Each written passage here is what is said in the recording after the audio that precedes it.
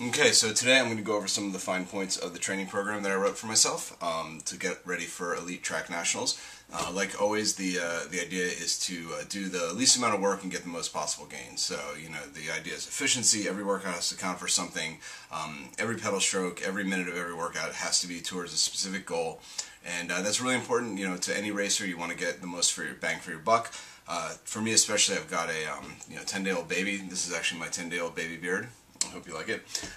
So, I barely have time to take a shower, let alone get my training time in. So, everything had to be very, very specific, very to the point. So, most of my workouts are 30 minutes, maybe 35 minutes. They're on the trainer, indoors.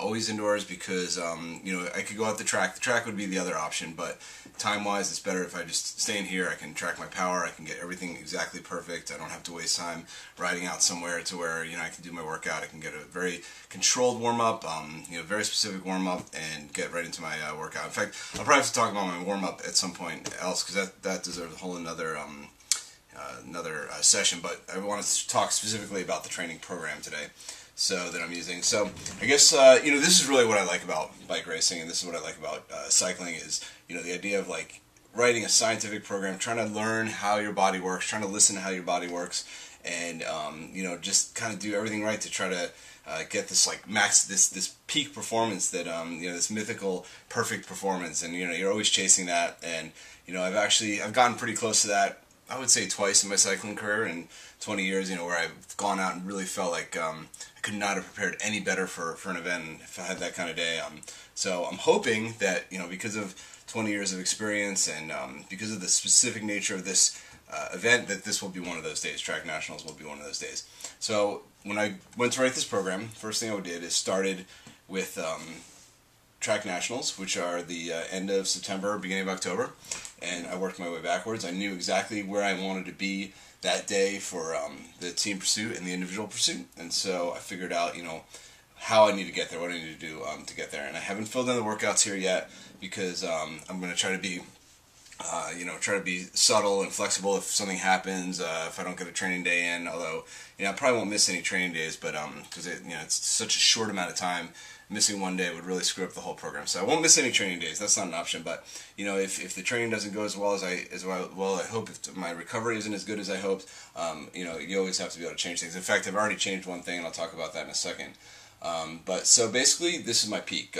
This last 2 weeks here, really peak. For me, what that means is about a week and a half of really high intensity riding, but with almost no duration. Just maybe, if I would normally do 4 intervals, I would do 2 during this phase. Lots of rest, lots of recovery, some leg speed work, and then, hopefully at this point, there's nothing more to do. There's nothing more to do with 2 weeks of the event.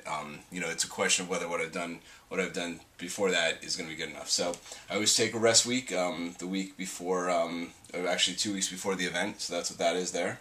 And that's, when I say rest week, I mean that's rest. That's a couple days on the bike, spinning my legs kind of easy, probably no more than, maybe an hour and a half of riding that entire week, and all very, very easy. I think a lot of riders don't really understand the concept of a rest week. They think it means, I don't know what they think it means, but they don't rest. Not what I would consider rest. Okay, so it actually worked out really well. The next stop here on my training program is September 10th and 11th, which is California State Championships, and that actually worked out really well for my training program because it comes right before my rest week for my peak.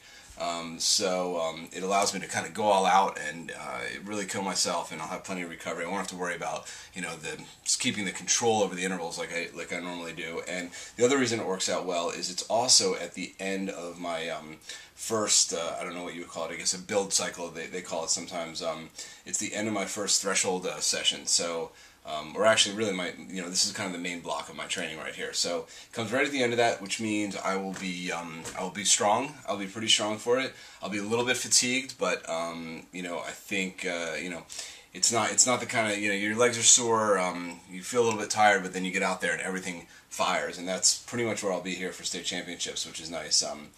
And then I've got about 3 weeks of threshold work building up to that, and I'll talk about that in a second. And then before that, that's where I am right now, actually. I'm about halfway through that. It's August 30th, so that's where I am now. And then before that was sort of some endurance slash cross training. Actually, here, so I started. It's track nationals are at the end of October, end of September, beginning of October. So I started it back in July, and